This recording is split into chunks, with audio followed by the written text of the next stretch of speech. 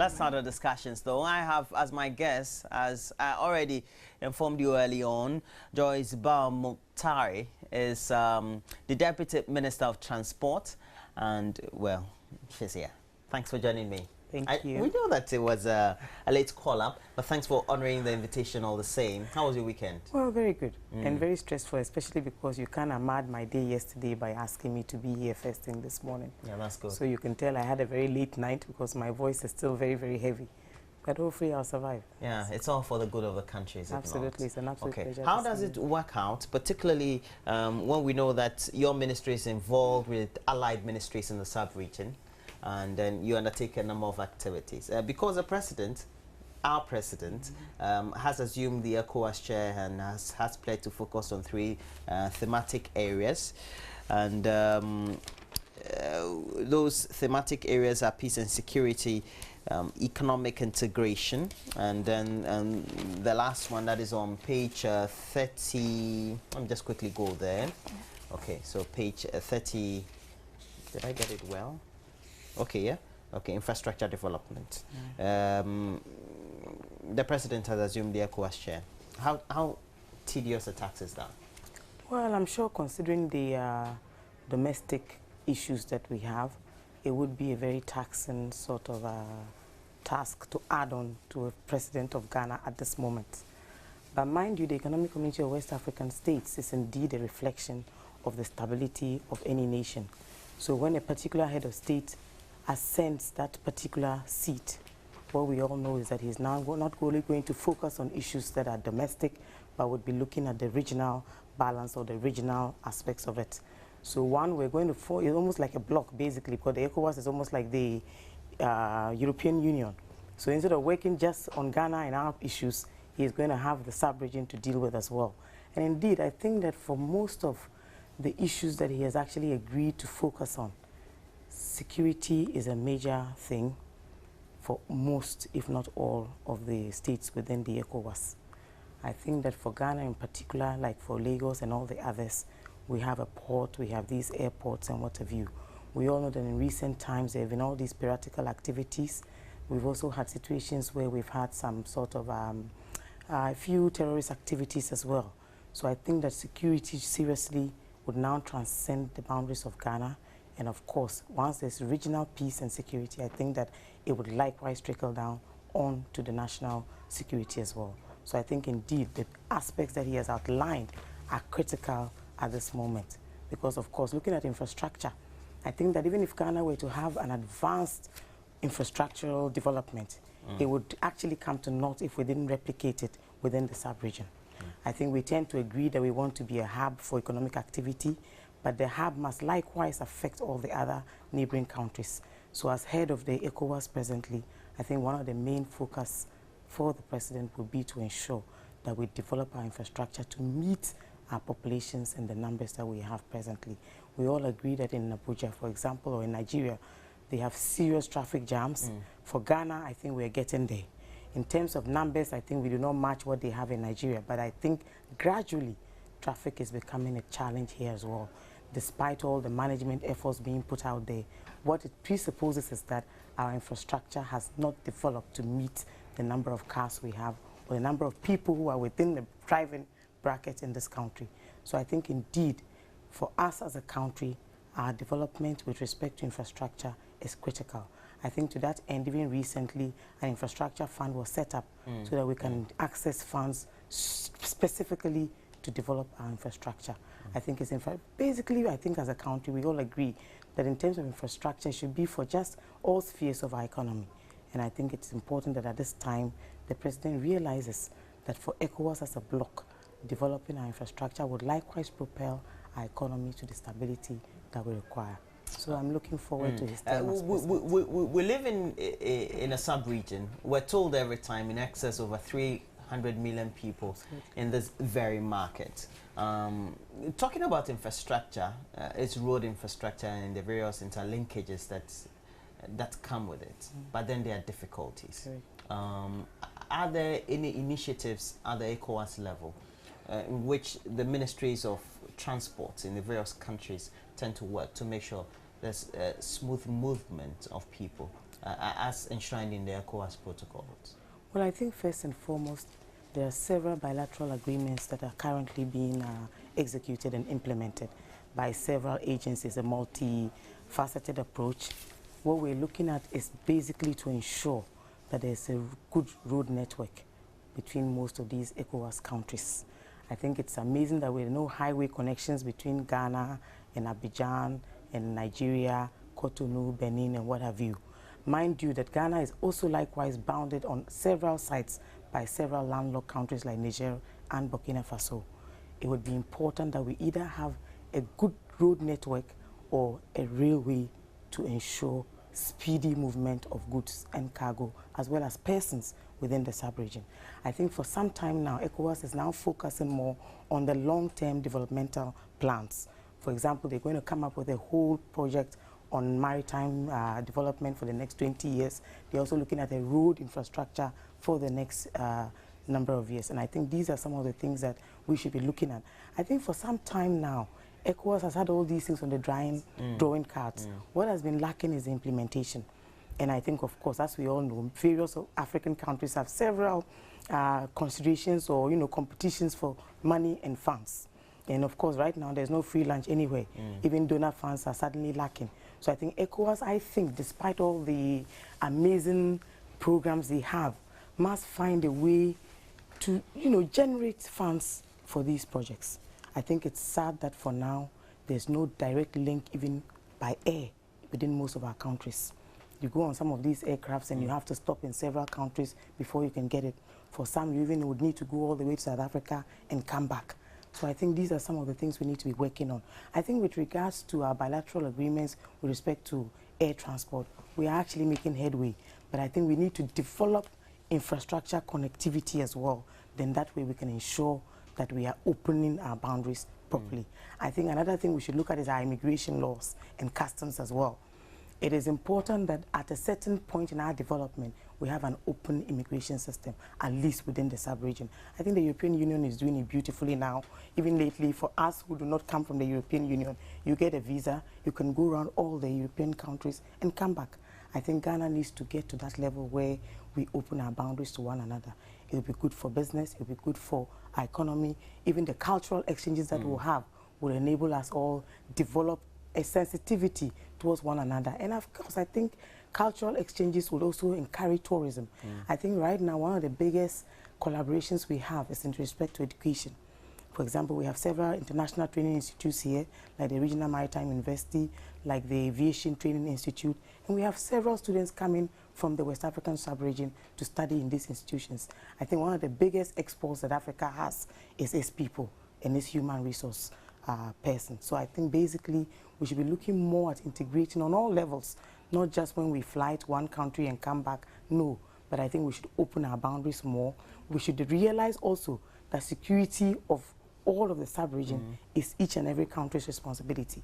And I think that is likewise important. Those World Bank reports that I was reading, that says that across the sub-region, it's only about 34% of the citizens across the countries. And even those countries, those cited were Ghana, Nigeria, and then Togo, who had smooth perhaps transportation activities across without any hindrance. It means that whoever wanted to travel would have those hindrances.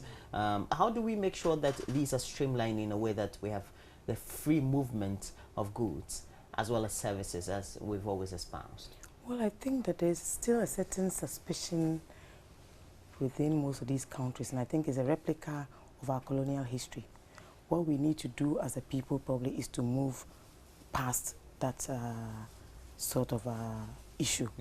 And I think the first thing we can do is to open our boundaries. For example, we do not require visas to enter. Maybe no African should even require a visa to go to another African country.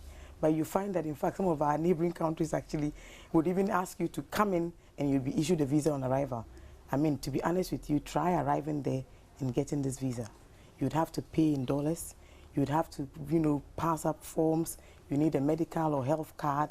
There are all sorts of bottlenecks that make this full integration or opening of boundaries very difficult. And I think the first way you can ensure free movement of persons in any sub-region is to take away immigration restrictions. Once you have an ECOWAS passport, you should be able to travel all of it within the sub-region.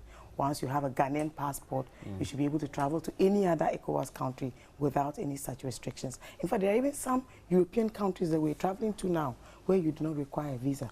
You get there on arrival and the visa is issued.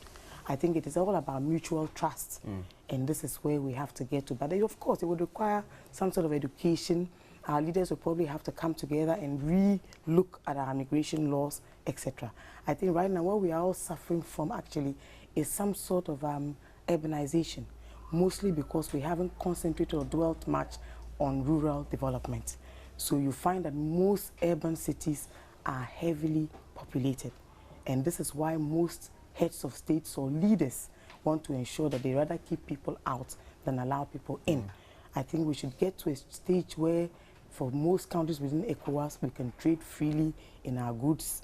Our people can move and work in all of the other places without any restrictions. That if a job is advertised in any of the countries within the sub-region and you qualify, you should be able to apply and be confident that you'll be given the job based more on the regional balance than necessarily on the country's balance. So I think, yes, I think personally immigration is one area, security is the next one, and of course economic activity will definitely be a third. And President Mahama, assuming the ECOWAS chair, how does it make it easier for facilitating the type of conferment or dialogue that would ensure that perhaps all these that have been on the drawing board are fast-tracked in a way for all?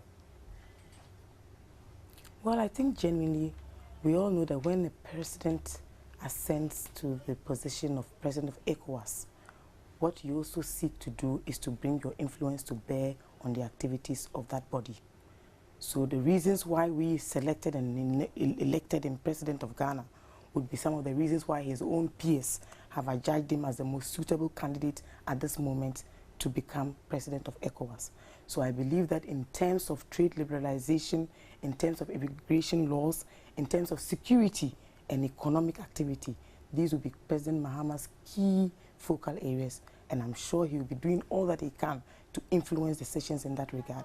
Remember that he's one individual who has gone through the mill in terms of the political mill. He's not as green as some of us are. He started as a member of parliament. He was a member of the Pan-African Parliament.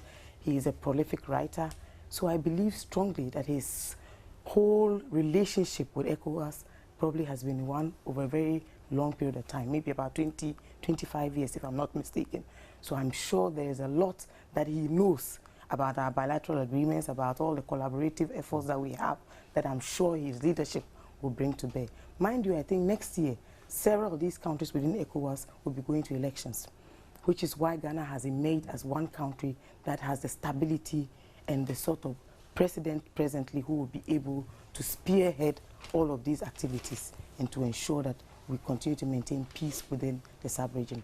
So I think I tend to agree with him that in terms of security, it should be a main focal point of his presidency as head of ECOWAS. You made mention of the fact that getting access to air flights to interconnect the countries in the sub-region have always been things that people would have to grapple with. In trying to make sure there's a conscious effort across the sub-region for economies to be intertwined, what needs to be the commitment level of the various governments? Well, I think commitment level should not be anything less than 100%. Because we've not seen any of that. That so is far. the problem. There's more lip service than anything. Well, I think that's what I'm saying. I think there's this sort of endemic suspicion of the activities of other countries, especially other nationals moving into your country and being given access to the point of a citizen. I think these are some of the challenges that we need to grapple, but I think it is possible. I mean, in the European Union, for example, I mean, numbers increased. People were crossing into the more, you know, economically endowed states and what have you. But they have actually tried to find a sort of a balance.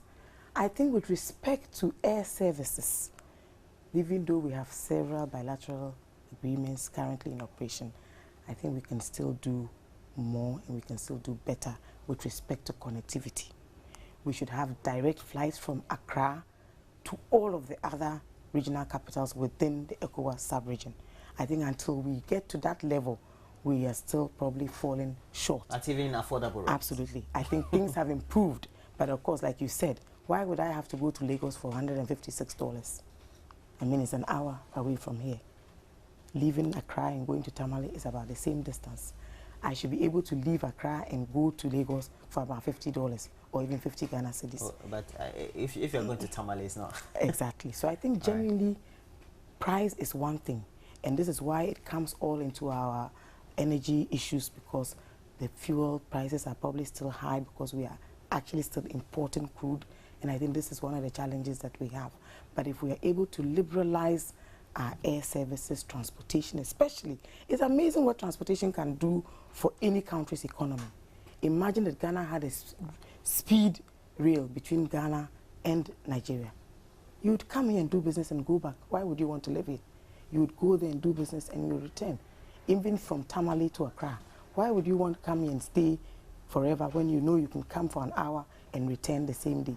I am sure that what we need to do is to try and develop our countries to a level where people realize that you don't all have to be part of this whole urban craze, but that being in a rural sort of setting is likewise important. But of course, most of our rural communities across the sub-region are even not accessible. So talking about air, talking about transport are things that they probably have never even heard about. And I think this is one of the reasons why our economy is yet to achieve the sort of success that we want for ourselves and for our people as a whole. We must find a way to open up this country to infrastructure development. In fact, you can attract more investment when your infrastructure is developed to a certain level. In most countries, they are giving out permits and licenses for people to come in and use the infrastructure, not to develop. And for most of Africa, what we are doing is actually inviting people, one, to invest, secondly, develop our infrastructure and all of that. So you find that your concession agreements and all of these things would usually be very difficult to negotiate. How many airlines do we have in Ghana registered locally? Oh, just about 5, and even of the 5, there's only 4 that are operational presently. Yes, I think City hasn't actually been in operation for quite some time, even though they are one of the 5 that... Even though they have the license, etc., yes, to operate. it's not being used. The difficulty is making sure that, for example, domestically, we increase passenger traffic. But for you, the ministry, how crucial is that, particularly when it's still very expensive and not, well, in other terms, not affordable for the ordinary Ghanaian? Well, but I think that cost is relative. What we need to do is to ensure that there are airlines to save the number of people who want to use them. I think what air transport does is to give you an option that you can either go by air or go by road. So if we're able to develop, you see, I think generally it's not about the lack of passengers. You know, what I think is the problem is that the infrastructure actually hasn't developed to meet the throughput. I mean, you have to go to Kotoka International Airport when we have 3 or 4 flights leaving at the same time. It's a nightmare. It is crowded. You can tell that the whole arrangement of the airport, there's something genuinely wrong with it. So even sometimes when there are not so many people there, you find that the place is crowded naturally because the spaces are not big enough. You have to queue through all those things to go through the security and the scanners and what have you. I think genuinely what we need to do is first to rehabilitate most of the infrastructure, especially with respect to our airports. Secondly, you can only license additional domestic carriers if you have the infrastructure to support it. As it is now, most of them have several complaints. I think a lot of work is going on, but you know these things take time. To rehabilitate an airport like Kotoka International Airport will give or take us about at least 2 years or maybe even 18 months, which is where we have everything in place to probably move faster than normal. Presently, I think the main terminal building is experiencing some serious leakages. We are hoping that we can redo the roof before the rain starts. Imagine what will happen when these floods come in. Exactly. If they haven't started. Perfect. I think the contract has been awarded, so very soon the work will take off. I think for Kumasi, the air lighting systems have been installed. The Honorable Minister was there a few weeks ago to commission it, and of course we have received some commendation that indeed Now the domestic airlines can leave a bit later. So you find that some of them are leaving at 5:30, others might even start leaving at 6 and at 7. What we need to do is to create, convenient travel for our people, so that you can leave Kumasi at night, come for a meeting in the morning. For example, you could have invited me to come here probably at 6 p.m. and I'll get here even for 7. I think this is what we need to do. I think what we should do is to also breed some form of competition even in the carriers. Everybody leaving at the same time, arriving just about the same time. I think it makes it very difficult for you to have a choice. So you get there, whichever one is available is a ticket that you purchase. What we should have is a situation where some leave strictly on time. Maybe at 5 a.m. there's a flight leaving for Kumasi. 6 a.m. there's a flight. Absolutely. Exactly. And I think gradually we'll get there. But with our infrastructure currently, it'll be very difficult for us. Because I'm asking these questions as a result of the experiences of other countries, and I know you've also experienced it as well. It's very easy and cheaper for you to travel from one state in the US to go to the next for, let's say, $200 or less, so to speak. But because they also have the traffic, we shouldn't kid ourselves. Then even in Asia, you can cross over from Malaysia to Singapore or to elsewhere. Very easy, very cheap flights, even for ordinary workers who may be working just in the tourism sector, etc. How, as a ministry, how do you make sure that perhaps in your dialogue with the various airlines, you make sure they look at the economics of it and make it more convenient? See, I think in the global arena, issues of cost and price become very difficult for government particularly. But in this particular case, zeroing in on what pertains to our domestic airline sector, government actually reduced fuel, aviation fuel at some point, I think somewhere about last year. What we thought was that this was going to drastically reduce prices of airfares. But somehow this extreme reduction didn't come. What we found out was that because they do not have enough passengers, they still have to share these numbers that they have between the 4 carriers. More can still be done. If we expand the terminal facilities, more passengers will want to travel by air. As it is now, I'm telling you, sometimes you'd get there and not even be able to find a flight because there's simply no availability. Try on Fridays, try on Saturdays, try on Mondays. Those are the peak periods. Those are the peak periods. I think the only times when there's a slight lull probably is maybe midweek. So I genuinely believe that there are a lot more people who would take these airlines. But the reason is that sometimes you get, and as I said, some of the times are probably not too convenient. And I'm hoping that now that Kumasi has the air lighting system, that it will improve upon this sort of thing. But genuinely, one, to be able to market the domestic airlines and to get a huge number of passenger throughput, we need to improve upon our infrastructure. It is really difficult and challenging to use that airport as it is right now. Do you have a lot more investors who are interested in investing in the domestic airline industry? And how are you making sure that perhaps you regulate, making sure you don't give licenses when, of course, you're not, we have the GCA. We have the Ghana Civil Aviation Authority, which is the government agency mandated to actually regulate the aviation industry. We also have the Ghana Airport Company Limited, which is actually mandated to take care of the operations of the airport. The ministry actually only has oversight responsibility of these agencies. In sincerity, we have received quite a number of requests for additional carriers, but we all know that what we need now is to rehabilitate the airports.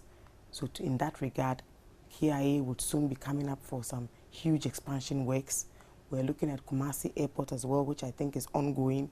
The Tamale Airport has been awarded to a Brazilian contractor, and work is actually ongoing. What we want to do is to develop Tamale also into an international airport. You know that at peak seasons when we have the pilgrimages, we tend to require additional space for our passengers. It is a one time when you cannot see that we don't have the passenger throughput. So if we are able to bring Tamale to the level of an international airport, what it would do is that it would mitigate the crowds that we have at peak seasons when we need to lift pilgrims to Saudi Arabia. I think there are a lot of efforts being made even to develop the Upper West Regional Airstrip into at least a reasonable airport. So Nyani has actually started some commercial activities, but I think it would require some further upgrade to be able to take the sort of business that is required. We're talking a lot of money here. Oh, serious money. I mean, but you know, investing in transport infrastructure is not cheap business. It involves huge sums of money. At a time when government is trying to restrict its spending and borrowing, it means then that we have to look at other funding options. And as a ministry, what we've done is to take up seriously the public-private partnership arrangements. So we are working closely with the Ministry of Finance, which has a public-private policy division, and trying very hard to ensure that most of our transport infrastructure are actually developed as part of the PPP projects in accordance with government's policy. All we have to take cognizance of really are to do with our local content regulations. Are you now looking at it as far as the PPPs are concerned for transport projects? For some projects, absolutely. Or you've already started? Oh, we have started. In fact, we have started. What we have done presently is that, for example, with the Buankra Inland Port project, we have actually put it under the PPP policy unit of the Ministry of Finance. We have actually just started evaluating the proposals that came in from prospective transaction advisors. Their responsibility will now be to engage a strategic investor to undertake the project. You know, the Buankra Inland Port project also includes the Eastern Railway line. And what we hope to do is to reduce congestion at the port of Tema and Takoradi to divert this sort of traffic to Buankra, which will serve the northern sector. But of course, without a commensurate railway infrastructure or an access road that is slightly restricted to just cargo, you know the challenges that that inland port will have. It would probably not even be viable if we are not able to get a railway to try and facilitate the movement of cargo as efficiently and quickly as is required. It might not be necessary. Secondly, we are also looking at the national airline and bringing it back. It is also another project that is going to be spearheaded by the public-private partnership division of the Ministry of Finance. So yes, as a ministry, we are actually taking advantage of the PPP policy and trying very hard to find strategic investors. I think the shipyard is another company that we have actually engaged a transaction advisor to help us find a strategic investor. You know, genuinely inviting the private sector to invest in these things is usually good. One, government will not have probably to put up the sovereign guarantees that are required, so it means then that our debt portfolio would stay stable. So we are hoping that we can find the requisite investors to take up equity in these projects, and looking forward, hopefully, to developing our transportation in that regard. And I'm sure things are looking. So it means that looking at the option of public-private partnerships is crucial. Oh, yes. Just like the new policy direction now. Absolutely. How do we make sure that in involving the private sector, at the end of the day, we don't have experiences of the other sectors as we've had? At the end of the day also, we don't have debts that are incurred. They become burdensome to government and the taxpayer. In fact, that is an interesting question, which is why we are now deciding to use transaction advisors. These are experts in that particular sector who would be able to advise. That's a new policy direction now. Absolutely. They will be able to guide the process of engaging a strategic investor. In the past, what we've had mostly is that you might go just through a JV or just someone coming to take up shares in a company, and we've had several of these things that have actually backfired.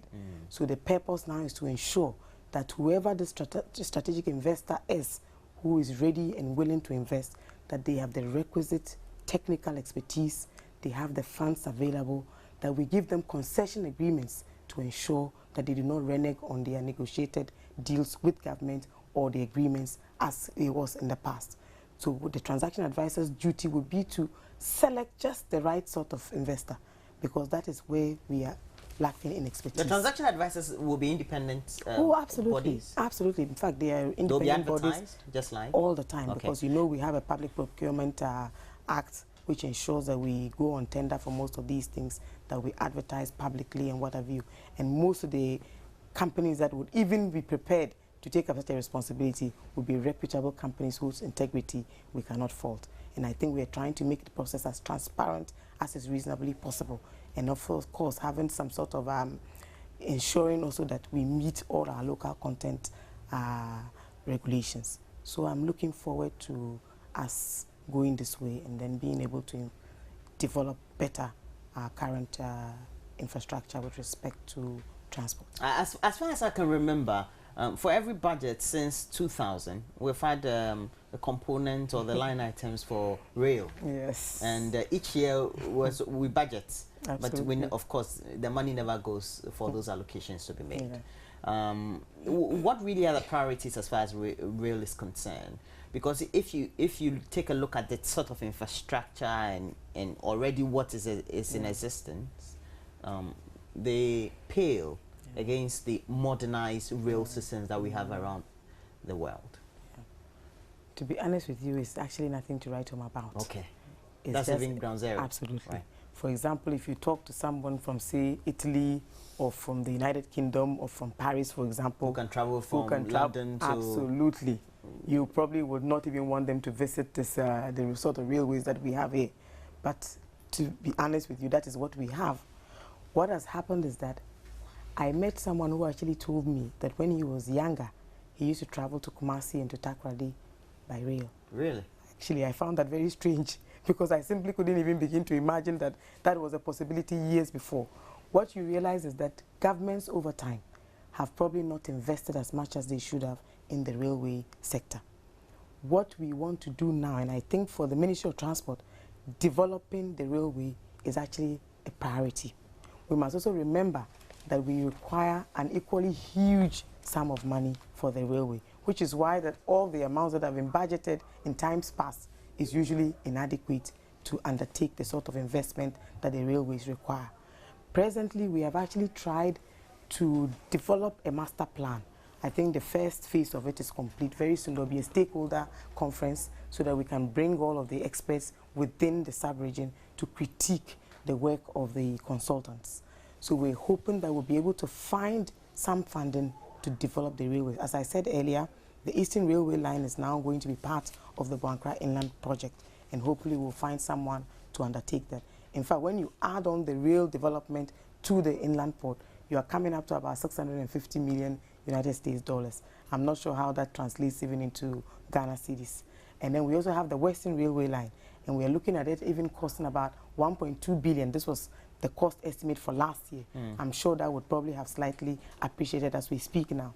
So we do have plans to develop the railway, and we are actually inviting private sector to participate in that regard. We're hoping that we can find the huge stashes of cash required to develop our railway sector. Look, let's be honest. The only way you can develop your transport sector is to have a sort of modally complementary transportation system. You should leave the airport and be able to catch a train, catch a bus to your destination. You should leave the port and be able to carry your cargo by train and what have you. In fact, the Western Railway, for example, is a highly economically viable railway because you'd have the bauxite, you have manganese, and of course, you know, you have the mines also located in the same area.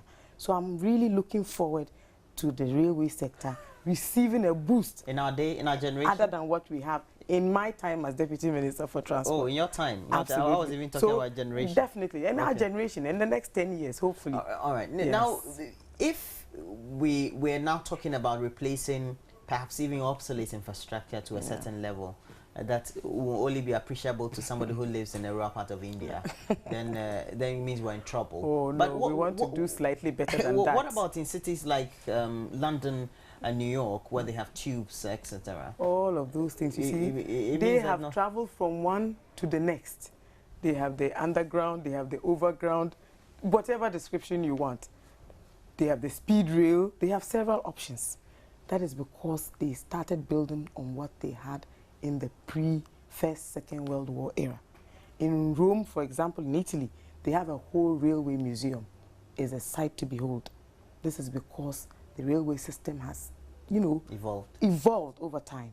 You have railways predating even their prehistoric times when they still had emperors and all these rulers ruling that country.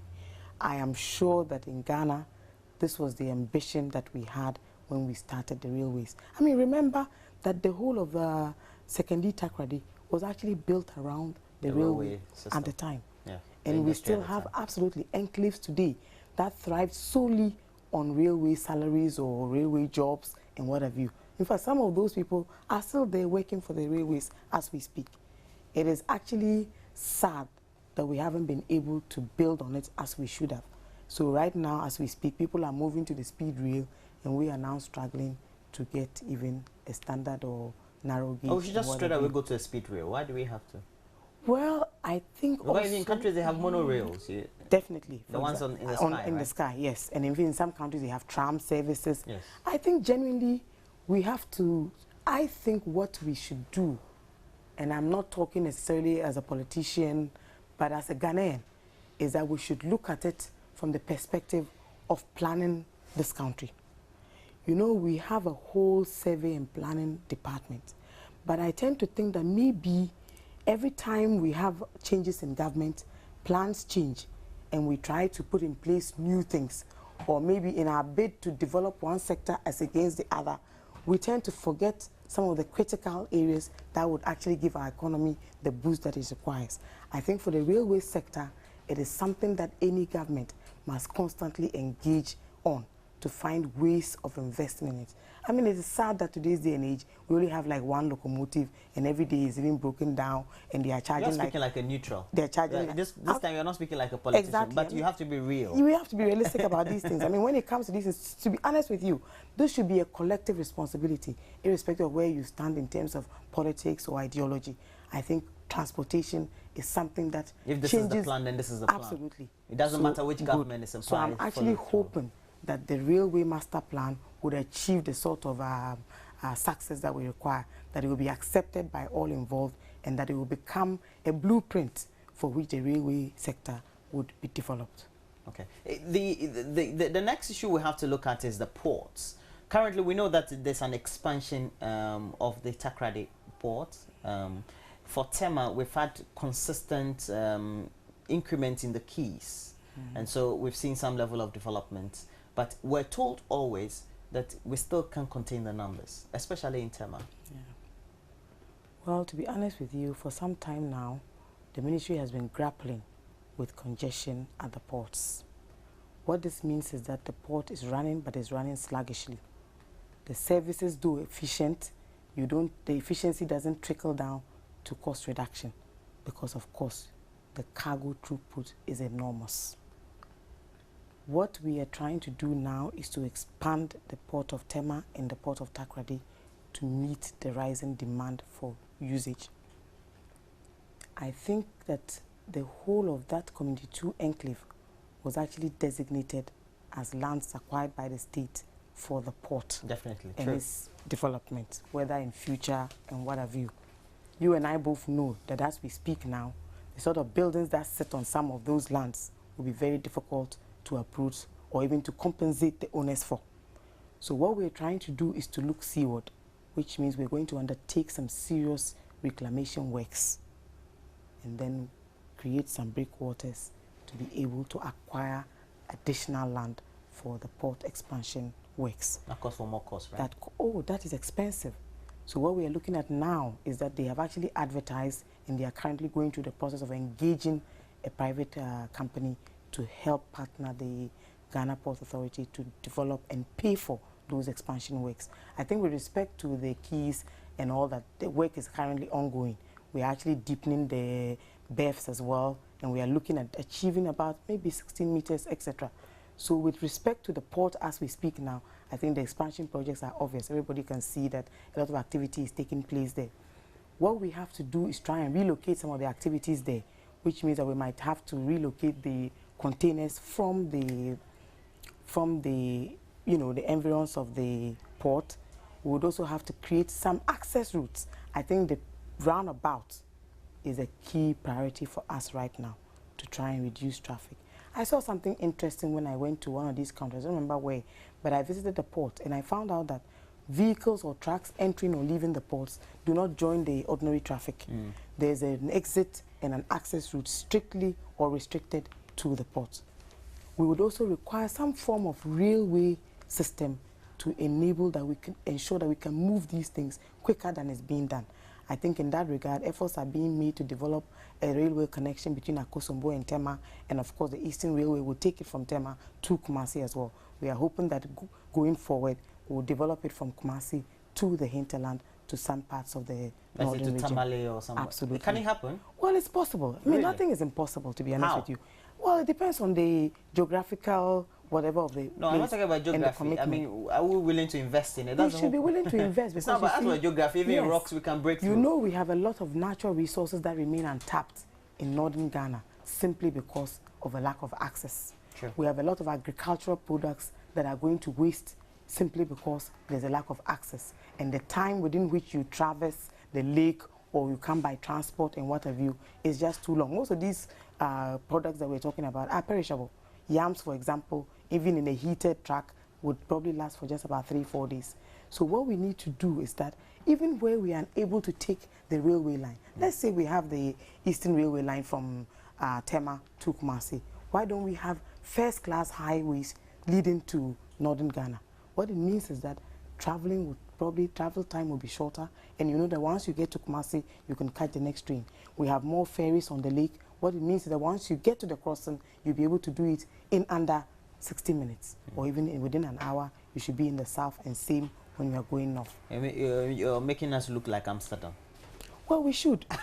That is what we should all be. You know, that's the vision we should have. Yes. You know, as you develop these things, you should look at best practices. You should look at best examples. You should benchmark on countries that have successfully done these things.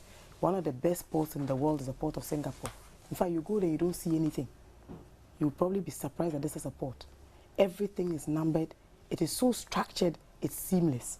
So it's not surprising that they've become... Singapore itself is absolutely. seamless. So it's become a model of infrastructure development the world over because of the structures they have, the infrastructure development. They have attracted all the sort of investment that they require. This is a tiny little island. So if we have the whole of the port of Tema and the port of Takoradi, I think we should be doing more than that. So what I'm looking forward to is that we'll find the necessary investors to help us develop the ports. What we want really is to develop this port into a West African hub. Okay, many of you have been joining us on social media, and thank you very much also for logging on to our page. Joinews on TV is on Facebook, and well, this question goes to you, Joyce. What's the level of cargo in the Tema port, and what's the objective to increase it in the next 5 years?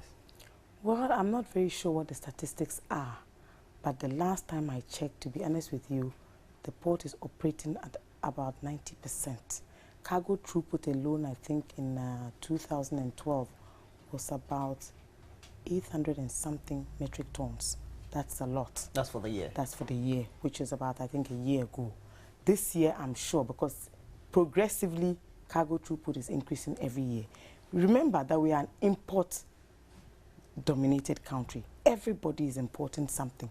Just about anything you can possibly imagine. You will find even pillows that are imported at the port of Tema. You'll be amazed. Pillow? Yes. Look at the number of cars that are imported and being cleared daily in Ghana alone. And most of these cars are not for transit. They are cars that are going to be cleared and used here in Ghana. The port actually is bursting at its seams, which is why we are undertaking these expansions and ensuring that the port of Takoradi would also be expanded to take bigger vessels. What is one of the challenges that the port of Takoradi had? Once these expansion works are completed, we can then share the cargo load between port of Tema and Takoradi. We are hoping that the Boankra Inland Port within the next 2 years will likewise come on stream and handle cargo for the northern sector. And well, the question follows through with effectively, if we are able to expand the port, would it have any influence on revenue? That should have gone to the finance minister, I think. That one is a challenge. I think that the port as an entity is doing very well financially. They have got some very good measures in place for collections. What the port is trying to do is to make the clearance system paperless. You know, we started the GCNet project because we wanted to ensure that most of the clearance processes were done online. The challenges have been that people keep filing all these fraudulent documentation, and this prolongs the system. Destination inspection companies were even brought in as an interface to vet most of the invoices and papers before they are actually taken to the port for clearing of the cargo. I think what we have to do is to continue to find ways of improving upon the clearance system. I think they've increased the number of cranes they have. They've increased the number of scanners at the ports. So a lot of activities are going on presently to make the port as efficient as is reasonably possible, considering the sort of cargo throughput we have. We are trying to modernize it as to the best of our ability, because I think and remember, Togo is developing its port right now, so is Abidjan. So we must likewise take the initiative, a very bold step, to go all out, or else very soon we might be losing business to our neighboring countries. Remember that most of the landlocked countries depend on this port as well. So if we allow our facilities to be constrained and by the number of cargo we have, then it means that if we don't reduce cost of doing business, we will be losing business to several of our neighboring countries, which is what we want to avoid. So we are actually developing port infrastructure to meet rising demand. The Takoradi port, at the end of the day, what will be the overall objective? That it also becomes a port for... It would be geared towards the oil and gas services within that enclave.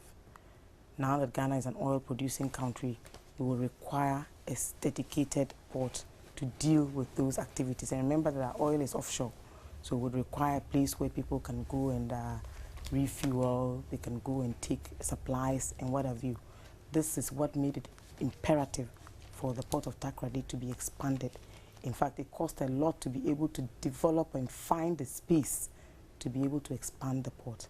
Presently, we are dredging, a lot of reclamation of sea land is taking place, and I'm hopeful that when all the phases of that expansion project is completed, one, it will create more jobs in Takoradi.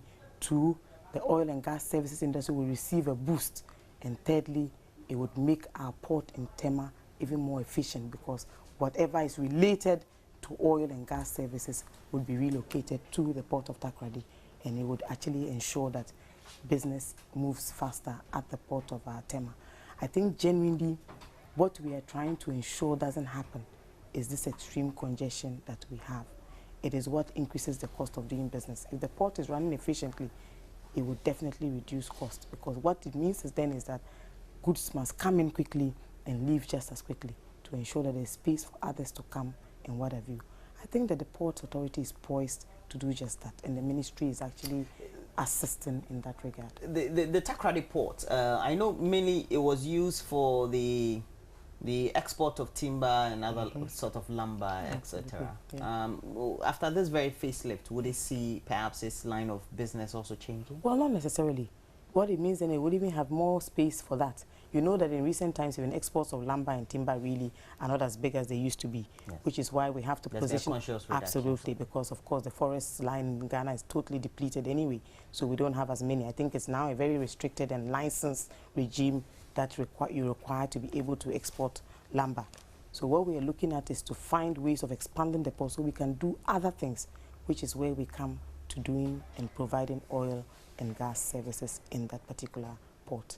And you know that these oil and gas services are serviced by really large vessels, which cannot come to the port of Takoradi if we leave it as it is. So once we deepen the berths and we have about a 16-meter berth and what have you, it means then that larger bodied vessels will be able to come there, and it means we'll be able to do even more business than we're doing presently. Yes. And currently, as a port expand, it means that there'll be a resultant effect on what level of sea transport we have countrywide? Oh yes, I think with respect to sea transport, you just have to go up to the GPHA building in Tema. You find that there's really no reduction in the number of vessels that are coming here. What we haven't developed really is the tourist aspect of it. So we don't have that many cruise liners coming because we don't have the space. I think the expansion of Port of Tema would include a dedicated cruise line sort of base, so that when the cruise liners come, they have space for people to walk around, and at least, you know, tourists like to look around and, you know, stop at a particular port and go into the city and see what it has to offer. But as it is now, most of those beautiful ones we see in all the other ports, they don't come here. Even when they do, it's a serious challenge, because they have to shut down some portions of the port. They have to create a market to bring some artifacts and things within the same place to be able to do business. But if we are able to create a dedicated cruise section of the port, what it means is that it would encourage more of this sort of tourist activity. I've seen a vessel that is being advertised as being one to take fans to Brazil to watch the World Cup. I'm hoping that this is indeed the case. I was actually surprised, but I thought that was quite an interesting prospect. I thought it was very, very ingenious, so I would be looking forward to seeing it. I wish I could actually be part of that particular number of fans who will be going on that particular travel. Absolutely, but so it just goes to show that transportation by sea is not as tedious and difficult as it used to be in the past. Oh my goodness, definitely not. The sea voyage has improved considerably over the years. I think vessels are now even probably as luxurious as you have in a first-class cabin of any airline that you travel on. You'll be amazed at the facilities you have in some of them. Some of them are about 10, 15 stories high. So there's all the entertainment you need and what have you. And so basically, I think it is in fact, travel times have reduced considerably. The beauty of it is that you go from one port to the other, you're able to come off, you walk around, there's a bus to take you out, you see what tourist attractions they have, you visit the city. So imagine, if you were to come from maybe Brazil or from Accra to Brazil, imagine the number of ports you visit on the voyage. It would be an exciting journey for those who are going to benefit from that particular endeavor. And I think genuinely that travel by sea in modern times is quite an experience, and those who can afford it would bear testimony to that. And I'm telling you that it's probably a very safe and secure mode of travel than most people imagine. As we get to wrap up though, in the next 10 minutes, let's take a look at what the prospects really are for the various sections within the sector or the subsectors within the sector. For the next 2 years, what should we be expecting? If it's for rail, if it's also for the ports and also the air transport? Well, I think I would like to quote the president on this one. The prospects are very bright, but it must be a collective effort. First and foremost, in 2 years, we are hoping that the port of Tema and of Takoradi would have completed the expansion works, and that the results will be there for all to see. The port will be running more efficiently, and that business will be quicker, and of course the cost of doing business would actually be greatly reduced. With respect to the airports, we are hoping that in 2 years, Tamale will be up and running. KIA would have actually gone very far with the expansion of its facilities, especially with the construction of the new terminal building. Tamale, likewise. Kumasi, I think a lot of work is currently ongoing. That one, I think, would require some very serious effort to ensure that we develop the infrastructure within the Kumasi airport to reach international standards. All the aerodromes in all the regional capitals will likewise receive some upgrades. For example, Sunyani, Upper West region, and the Volta region. I mean, would they be done? Precise. Oh yes. Really? Oh yes. We have the concept papers. Not concept. No. I mean, are the monies available?